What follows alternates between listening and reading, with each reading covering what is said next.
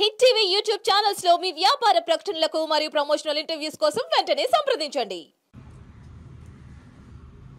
ప్రత్యక్ష హోదాకి పోరాటం చేస్తా అన్నవాడు ఈ రోజు పాపం ప్రతిపక్ష హోదాను అడుక్కునే స్థాయికి దిగజారిపోయావు నువ్వు జగన్ రెడ్డి.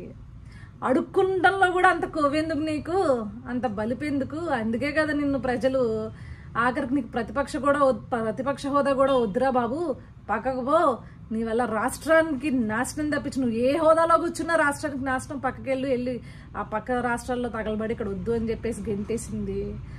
మళ్ళీ పోటుగాడంటే ప్రతిపక్ష హోదా ఇస్తేనే అసెంబ్లీకి వస్తాడంట. అసెంబ్లీకి వచ్చి ఏం బీకేవో లాస్ట్ 5 years ఏం ఓడబీకారు? అధికార పక్షంలో ఉన్నప్పుడు మీరు ఏమన్నా ఓడబీకింది ఉందా? అందులో బూతులు తిట్టుకోవడం తప్పించి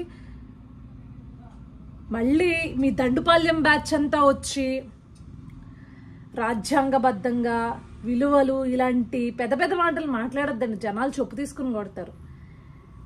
నీ నియోజకవర్గం కోసం, నీ నియోజకవర్గ అవసరాల కోసమో, లేకపోతే నీ రాష్ట్రం అని నువ్వు అనుకుంటే కనుక ఆ ప్రజల అవసరాల కోసమో, ఇదిగోండి ఈ సమస్య ఉంది, దీన్ని పరిష్కరించాలి మీరు అని చెప్పేసి అక్కడ అధికార పక్ష నేత, పార్టీ నేత తెలియజేయడానికి నువ్వు అసెంబ్లీకి రావాలి.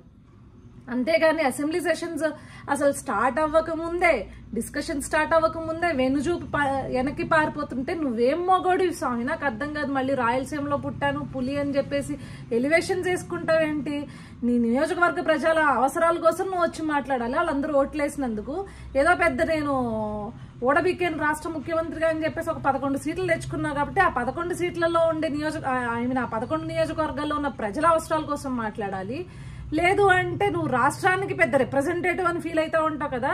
నీకు నిజంగా రాష్ట్ర ప్రజల మీద కన్సర్న్ ఉంటే కనుక రాష్ట్ర ప్రజల కోసం వచ్చి నువ్వు దమ్ముంటే నీకు ఒక్కడికి సీట్ ఇచ్చినా వచ్చి నువ్వు ఒక్కడి నీ ప్లేస్లో నుంచుని ఇది అని చెప్పేసి నీకు నిజంగా ప్రజల కన్సర్న్ ఉంటే మాట్లాడాలి. ప్రజల మీద కన్సర్న్ ఉంటే అబ్బే ముందే మనకి హోదాలు కావాలి, ప్రోటోకాల్స్ కావాలి, ఇవన్నీ కావాలి మనకు అనమాట. అవి ఉంటేనే మనం వస్తాం. లేకపోతే రాష్ట్ర ప్రజలు ఏమైపోతే నీకెందుకు, నీ నియోజకవర్గంలో ఉన్న ప్రజలు ఏమైపోతే నీకెందుకు? ఈ పదవులు లేకపోతే ఈ ప్రోటోకాల్స్ అనుభవించడానికని నీకు ఓట్లేసింది కాదు కదా. రాష్ట్ర ప్రజల కోసం లేకపోతే రాష్ట్ర ప్రజల తరపున ఏదైనా గొంతు వినిపిస్తావేమో అని చెప్పేసి నేను నమ్మి నీకు ఇంత అని చెప్పేసి ఓట్లేశారు. ఇదండి ఈ పెద్ద మనిషి అసలైన నిజస్వరూపం. ఇతగాడికి పదవులు, ప్యాలెస్లు, ప్రోటోకాల్లు, మరి పీతో మొదలయ్యే వాటి మీద ఎంత వ్యామోహం ఏంటో అర్థం కాదు. ఇలాంటి ఉండి దర్పాలు, అధికార దర్పాన్ని ప్రదర్శించడానికి మాత్రమే సీఎంలు అవడం కోసమో లేకపోతే అధికారం కోసమో వెంపర్లాడతాడు తప్పించి ఎప్పుడూ కూడా ప్రజల పక్షాన అయితే నిలబడిన పరిస్థితి లేదు. అది మనకు కనిపిస్తూనే ఉంది. ఇలాంటి వాడిని ఇంకొకసారి నేను ప్రజల కోసం రాజ్యాంగబద్ధంగా ప్రజల కోసం నేను నిలబడతాను, మాట్లాడతాను అని అంటే ముందు అసెంబ్లీకి వచ్చి మా కోసం మాట్లాడండి అని అడగండి.